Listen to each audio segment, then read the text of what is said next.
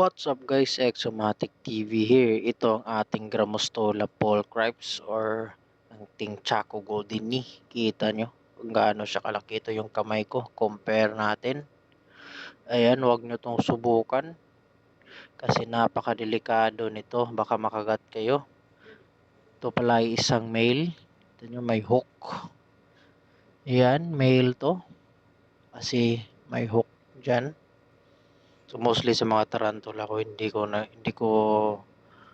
gender kapag maliliit pa, mga ganito, kita at klaro na yung ano nila. So hindi naman ako nag-breed. Uy, wag kang lalabas, balik ka doon, pambirang yan, balik ka sa loob. So ito ay subjective for rehousing kasi medyo malaki na siya sa kanyang enclosure. Yan, kita nyo yung enclosure niya. Try natin itong pakainin. Papakain natin is hazer cockroach. Siguro mga next video try nating mag-update kung gaano nakarami yung mga hazer cockroach natin.